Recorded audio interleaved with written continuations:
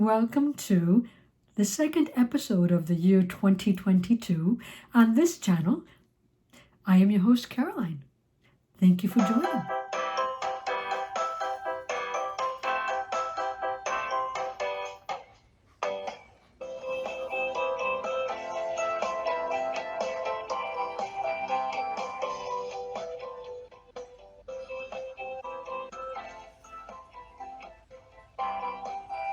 Welcome back. Welcome to the second episode in the series 2022 of the Mind and Muse Crafts podcast. I am your host, Caroline, and I come to you every 2 weeks from the western side of the island of Puerto Rico in the Caribbean, where I live with my husband, and I try to share with you the crafty side of my life. And the crafty side of my life involves mostly crochet, a little bit of knitting, and as we'll see in this episode, sometimes needle felting. So, welcome back. Thank you for taking the time today to press that play button and to come and see what I've been up to. So I'll get right into it.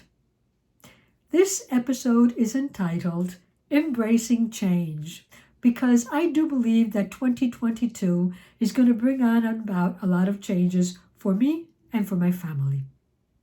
So, one of the first things I want to share with you is the word that I have chosen for the year.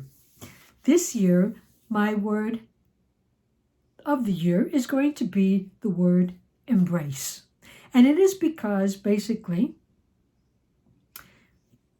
there have been changes since the start of the year. I'm not working this year out of the home. I am going to be traveling to the United States, specifically to New Hampshire and maybe later on to Alabama if life takes me there, to share, to take care of, and to be with my grandson that you all know, if you've been around for a while, was born last year in August, 2 months before his due date. And, well, yes, as these things are, this brought on a series of complications for his development that are being attended to. And although there has been progress, he's not 100% at the stage that he should be in his developmental process. So it's going to take him a little bit more time. And I'm going to go and see if I can help out my son and my daughter-in-law while they work so that they can work with ease and take their minds off a little bit about this little baby who needs a lot of company right now. And so I'm going to go and do that. I forgive you, ask you for my, I don't know what's happened to my voice. All of a sudden, it's gone berserk. As with the lighting also. And this afternoon, I am filming this at 4 in the afternoon that I never do, never have done, because that's not the way my life usually rolls. But as I said, this is a year for change, and here's one of the changes that I'm going to try and get these episodes filmed for you every 2 weeks, whatever time, whatever day I need to do it. So I had spoken to you previously about having to deciding that maybe this year I would podcast every 14th and every 28th, or every 15th and every 30, so that I could keep it on a specific day. I was going for 50 and 30, but then I thought about, well, every month doesn't have 30 days. How about if I go for 14 and 28? But then I forgot that if you're going to upload a video on the 28th, you need to film it before so that because it takes time to upload. So I really wanted to get this out, and so here I am. So let's get on with it. And as I was telling you, my word for the year is embrace, because I believe there's going to be a lot of changes in my life this year, and I am going to embrace them. And I'm going to try to get out of each of those changes the best that I can. I'm not going to see them as negative things. I'm going to see them as positive things. And I am going to embrace all of the domino effect that each of those changes will have. And will just live my life day by day, being grateful for every day that I have, for all of the experiences, new and old, that I am able to live and relive and get on with my life. I am not going to live my life looking about or thinking about what's going to happen in a week from now. I want to live each day. I want to have a set of priorities, a set of goals for each day, and I want to try and achieve those goals. So, taking it from there, embracing that change, and for a while now also, I used to think that I enjoyed more like middle-sized earring, not too small, not too big. But since I've been keeping my hair this short, I have decided that I like larger earrings. And I also like crochet earrings. And this year, I've also been, ever since the end of last year, I've always wanted to make mandala earrings. So, looked it up on YouTube, and I did find a site. I do have notes somewhere around here. I guess it'll go faster if I look at them instead of trying to make my memory work.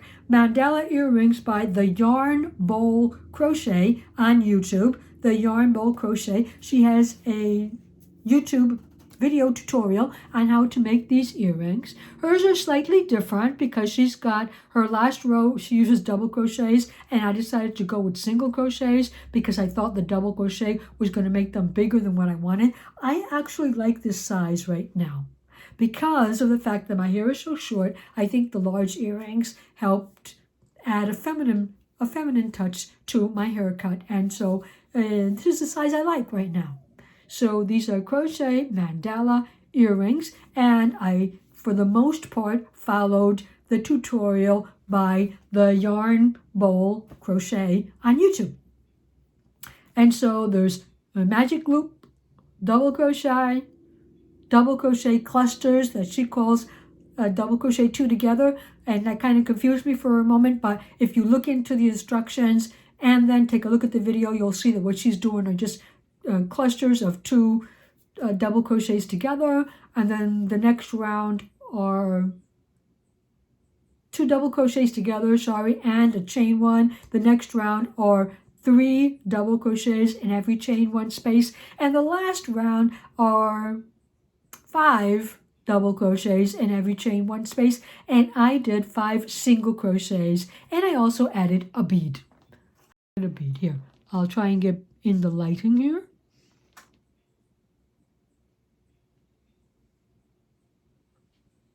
And so, crochet earrings with beads has been, I don't know, it's been my thing, if you want to say that, for the last part of last year and now, and maybe for a while.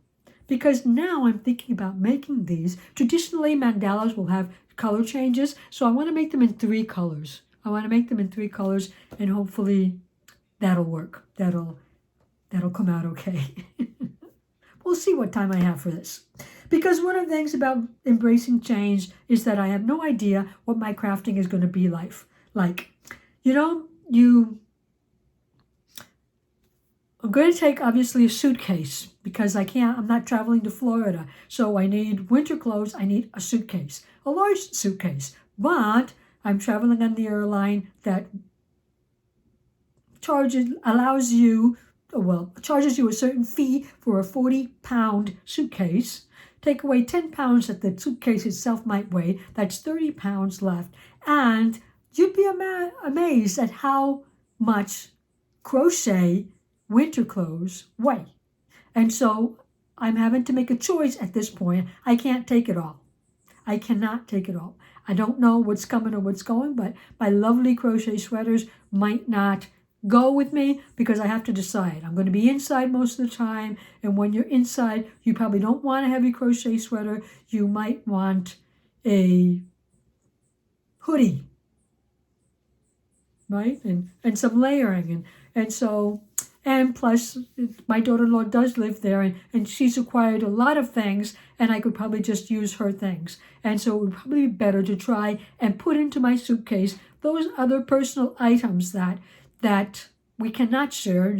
She's a lot smaller than I am. For example, my shoe size is a lot larger than hers. Just things that I need that she won't have there. And I think that's the way it's going to go. And so some of my crochet sweaters are not going to make this trip. So I've thought about this a lot, and I'm thinking, well, then you know what happens is that you need to crochet what you can use, because the fantasy that I'm going to make these all of these woolly items so that when I travel to the States, I can take them with me is nothing but a fantasy. Because of the weight and the bulk of crochet winter items, it can't be done. It is difficult to take a lot. You could probably take one sweater with you. But I don't know what's going to happen. I still have tonight and tomorrow night to decide, so I'm still thinking about that. But my crochet earrings can travel with me because they're small and they're light. And so they can go in my backpack that I take as a personal item. That's not a problem there. What else have I been up to? Here it is. I am taking with me, this is a owl. You can see it's an owl. Crochet owl that was I believe it was a Facebook crochet along with Repeat Crafter Me. Repeat Crafter Me was directing the crochet along, and they were using this Ogo yarn from Yarn Inspirations. So he is called the Ogo Owl Toy, and he's Ali. He's Ali the owl. Well, I don't know what I'm going to call him, but they call him Ali. And so basically I made Ali and the Ogo yarn. Here it is. It is a blanket yarn, so I guess super bulky or something like that. Like sort of like a velvet yarn. And it comes in 3 colors. So these are the 3 colors. This is what I have left, which is a downer for me because I would have liked to have nothing left, but I do have this left. And she used a 6.5 millimeter hook, but in order to get her gauge, I had to use a size 9 millimeter hook.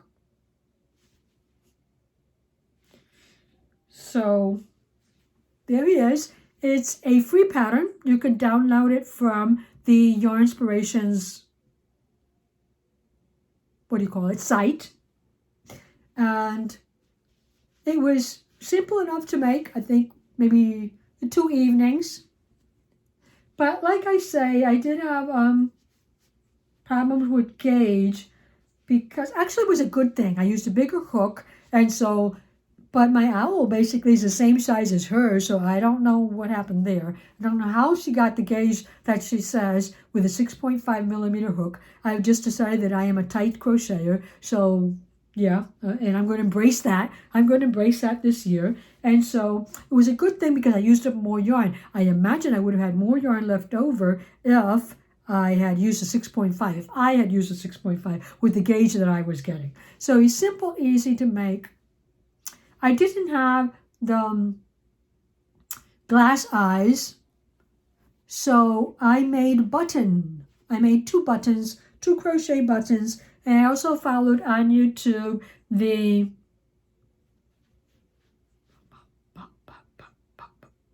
How to Crochet a Button by Knit University. So I followed their little tutorial to make 2 eyes. Really simple.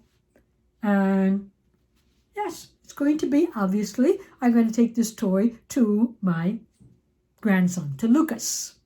And actually, I was thinking about, with this yarn that I have left over here, I was thinking about making a heart and putting a heart over here and maybe embroider it with Grandma Loves Me. Maybe that's something that I can do over there for Valentine's Day.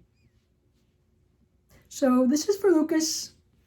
And if you want to try it out, I got that yarn while I was visiting Clusive in November because the crochet along started December 1st or something like that, December 3rd. And so I did not work on it during the crochet along, but I did work on it because when I got close to the date of travel, I worked on it because I want to take them. And this is one of the reasons why my backpack is full, because it's got Ali in it, because he doesn't fit in my suitcase without overweighing my suitcase. So there's Ali, and there's my toy for, I think it's my first crochet toy for my grandson. I did make him a hat. It didn't really fit him that well. It was very small, but yeah, I guess I'll have time to make him more hats if he needs them. So here's Ollie. Say goodbye, everybody, Ollie. You're going to go flying and not with your wings. So that's Ollie, and he's finished, and I'm going to also take him with me. In addition to that, embracing change. One of the things that happened this week was that I have a Fitbit. And one of my purposes this year is to try and improve my health by increasing my exercise and being consistent with my exercise and trying to keep a healthier diet. It's not that I didn't have one. For the most part, my husband is a vegetarian, so I don't really cook a lot of meat. Our juices are juices that we can make, or natural juices, and I actually think that we have a healthy diet. But I guess I was maybe some 4 or 5 years ago, I began a gluten-free diet because of arthritis pains in my joints. And for me, that did the trick. If I stay away from gluten and I keep a low sugar diet, I have no pain. I can craft all day and all night, and I have nothing. And so my knee pain went away. For me, it did the trick. So, but the thing about it is that a lot of the gluten-free flours are based on rice, and rice is white rice especially is one of the things that can spike your the glucose level in your body. So I need to take care of that. I need to take care of my cholesterol. And so, well, the whole purpose was that I needed to do that, and I needed to increase my exercise, and my Fitbit that my husband gifted me, I don't know if it's a year ago for Mother's Day, maybe not even a year ago, went AWOL. It's no good. It stopped working. It stopped charging. And so I am needing to carry around my cell phone with me, especially now that I'm going to New Hampshire. So I decided that I was going to make myself what is this? Cell phone holder. Thank you. A cell phone case or a cell phone holder.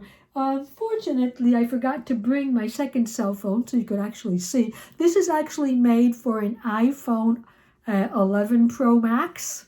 And so it's a pretty big phone. It's not tight on the phone. It is a little bit loose on the phone. And maybe I made because it's meant to be crossbody. So it could be that I made the strap a little bit too short, but it's okay because I know that crochet will stretch.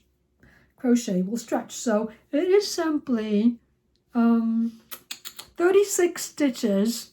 Started out with 36, a foundation, 36 double crochets, foundation crochet. I joined them in the round, and then I went all the way up with front post, back post, double crochets.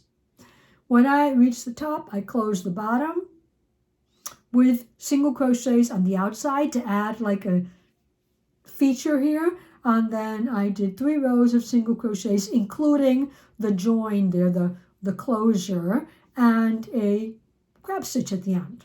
And I did the same thing at the top. But at the top, I didn't join it. I left like an opening at the top so that I guess I could have done it in the round, but I didn't. I just kind of left that there. And so this is a Romanian cord. I've talked about this cord before on this podcast. You can find a lot of tutorials on YouTube if you're not familiar with it. It makes a nice flat cord using single crochets, but working in some loops of a single crochet that you might not be used to working in. And there it is. I saved myself some $19 because I was going to buy a leather one on Amazon and send it to New Hampshire, but this is going to do the trick for me. I can have it on all day.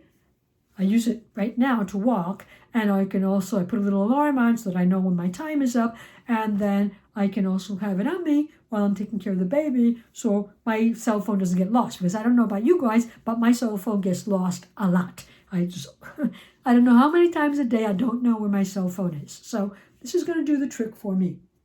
And basically, I was also following a tutorial on YouTube, and the tutorial was crossbody phone holder, and the channel is called Only by Jeanne. Only by Jeanne. So if you're interested in that, you can look that up. It's a simple project. I made this KnitPicks Dishy cotton, worsted weight cotton, and I love the stitch definition. And hopefully it'll keep my cell phone warm, because one of the things that I had issues with the last time that I was at New Hampshire was the fact that it started acting up on me in the severe cold. And like I say, there's a nor'easter going that way, so it will be severely cold when I get there. So in addition to that, those are my absolutely finished objects. I can give you an update on my needle felting project. Up to now, you kind of need to have him in front of a camera so you can see things that the eye can't see when you're looking at him. So here's an update on my schnauzer, his little stubby tail. I was thinking about not putting on the tail because for the most part I thought you couldn't see it, but then my daughter sent me a photo and you actually can see the stub depending on how she sets, so I decided to put it there. And I did not continue with, if you are on Instagram I did put up this week a reel. Was it a reel? Just a video showing how I added the hair plugs to the legs. And the hair plugs are supposed to be all over the body, but that was taking a long time. And this needs to go out. This needs to go out because I won't be able to finish it. I don't know when I'll be able to finish it. And so I want my daughter to have it, and then I can just go visit her. And every time I go visit her, I can just pick up this project and continue on it. What would I think it would be missing? It is missing the tummy area. This area here should be white. Instead of the core wool that you can see, it should be more white, like a fluffy white. And the tummy should also be white. And then there should be like a little pinky area here because her tummy is a little bit pink. And so she's not completely finished, but I don't think I can do any more work on her before I leave. And so I am going to send her like this and just pick up on her whenever I go visit my daughter. It'll be an ongoing project for sort of like years to come. So there she is. My daughter's dog is called Hennessy. She's not an exact duplicate of Hennessy because doing a real life version of any animal is very difficult, especially the facial area. Getting the exact expression of a particular dog instead of it having to look like sort of like comical. It's not easy. So I didn't expect to get it. This is my first try at making a 3D sculpture. I didn't expect to get that, but I think it's okay. I think it will remind her of Hennessy when Hennessy is already 14 years old. So, yeah, I wanted to get her out to her because, 14 years old is a long life for a dog, even for these dogs that are known to live 16, 17 years. But, yeah, I want her to get out. So hopefully I'll be able to send her out tomorrow. That's my plan. If not, she will have to go with me so I can send her out. So there's Hennessy. She's not a finished object, but for now, See her little tongue there? For now, she is as finished as she is going to be, and I don't want her to stay here so all alone while I'm gone. So I'm going to send her to my daughter, and I'll just pick her up whenever I go. So what I did for the covering was simply mix up all of the white, the ivory whites, the gray, light gray, the darker grays that I had, and I just kind of like meshed them together, pulling them together as much as I could, and then I just covered her completely because that was quicker than covering her completely in hair plugs. And so that's the way I went. She's a salt and pepper schnauzer, so it doesn't look that bad actually. And there she is. Hennessy, the schnauzer. She'll be going home. She'll be traveling too.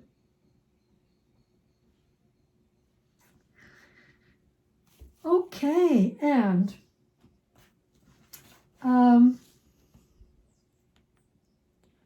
I did have a couple of more things that I wanted to share with you. A sock update, a quick sock update. I finished the first sock for the last podcast, and I started the second one, but I thought I'd have it finished by now, but it's not finished.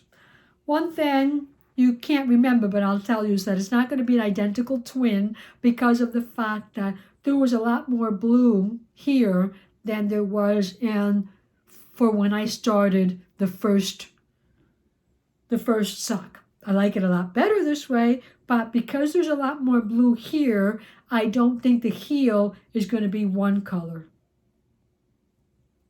Because, well, obviously I didn't start at the exact same place. So we'll see what happens. I'll keep you updated on that. I am going to take this one with me. My son will be where I'm going, so I can actually try it on him, and that's a good thing. So this goes with me. I also started my second Girvana Vest. Remember, the Girvana Vest is a vest by Elizabeth, my daughter, of the Crochet Cakes podcast. And the first one that I made is around here somewhere. And I made it all scraps of blue, different blue yarns with mohair, because I was staying with my daughter at the time that I was doing this test for her, and I was using whatever I could find in her stash that met the yarn type, right? The yarn specifications. And so I had decided, since I was there for some while, to start a second one using this Finesse Cotton Silk DK that you remember that I made my Mother of the Bride's dress for my son's wedding a couple of years back. And I am joining it with this Forbidden Woolery yarn. It's called Hermione. It's one of my Harry Potter collections when I was collecting Harry Potter yarns. And so I am folding them together. I have finished the one panel. You have to make two panels like this. I finished the first one. Remember, it's very cropped. It's very cropped, and I haven't changed it, although I'm looking at it because I do think that I am going to make these straps longer, because one of the things that happened on the previous, although this hasn't been blocked and it will stretch, was that it was too short here. It should have been down farther so that I can wear a shirt, like a blouse under it, and it'll look okay. But this hasn't been blocked. So when it blocks, hopefully it'll stretch. And but if not, before I actually stitch it together, I can add a couple of rows here at the top. I think I have plenty of yarn to do that. So I finished the first part of it, and I am working on the second one. Okay, you're working back and forth this way, and then you're going to turn your work this way to create the straps. So I'm probably about not even halfway through that one. I thought I'd be finished actually, because I wanted to take it with me. It's easier to take the finished object than it is to take the yarn. But, you know, I've been working on a lot of stuff. I've been actually working on a lot of stuff. And at the same time, I have been trying to leave the house in order because I don't want to come back. And also, I feel, well, let me finish that idea. I don't want to come back to tons of housework that haven't been done. But also, I didn't want to leave. My husband is a good housekeeper. Actually, he's probably a better housekeeper than I am. But, you know, I kind of felt like it's unfair. I'm going away for a month. I at least wanted to take care of those things that I do only like a couple of times a year, or maybe even once a year, I don't know, or once a month or something like that. Cleaning the refrigerator, washing windows and screens, and cleaning out the closets and the kitchen cabinets and the closets in the bedrooms of clothes that have been accumulated that we're no longer using for one reason or another, cleaning out the drawers, you know, that deep cleaning type of thing that you do only so often, well, at least that I do only so often. So that's what I've been doing a lot of, and that has been taking a lot of time. Cleaning the house takes a lot of time. So even though I've had a lot of time to work on these projects, I still haven't been able to do it 100% of the time. For example, today, I wanted to get this done, so you don't want to imagine things that are halfway done all around the house. But that's okay. I'll get them done between today and tomorrow. I will. But anyway, in terms of my crafting, that's what I have for you. I did speak to you about my Simple Abundance Gratitude Journal, and I just wanted to let you know that it has been updated, and I have been doing what I can to every day fill in a reason for being grateful, and trying to embrace the good and the bad and see something to be grateful for in both the good and the bad. And so that's something that will travel with me, so you will see more of it as the days come by. And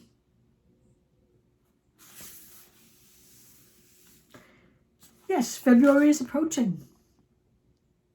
And her recommendation for February is love wholeheartedly, be surprised, give thanks and praise. Then you will discover the fullness of your life. So that's my wish for all of you. I am definitely going to try and follow that advice during February. And maybe some of you will want to do that too. So, wish me a good journey. I will try and keep in touch with you as much as I can, and I will try to keep this channel going while I'm away, but I can't promise it. I don't know what type of anything I'm going to have there. I don't know if I can take my computer with me, but we'll see. I'm going to do my best, and hopefully I'll be able to come back with you in 2 weeks' time and give you an update on what embracing this new change in my life has been like and what it has meant for me and for my family. So until we meet again, keep yourself safe, keep yourself healthy, and keep crafting. Bye for now.